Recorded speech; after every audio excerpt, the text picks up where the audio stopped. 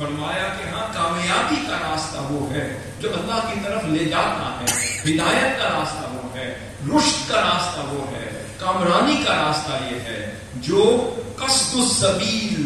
فرمایا کہ جو درمیانی راہ وہ اللہ کا دروازہ ہے،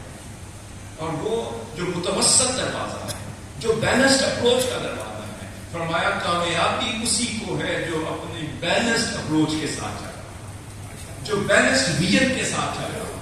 جو بیلنسڈ نظریے کے ساتھ چل رہا ہے، جو بیلنسڈ فلسفے کے ساتھ چل رہا ہو، نہ افراد کا شکار ہو نہ تفرید کا شکار۔ پھر فرمایا وَلَوْ شَاءَ لَهَدَاكُمْ أَجْمَعِينَ، اور اگر وہ چاہتا تو تم سب کو ہدایت دے،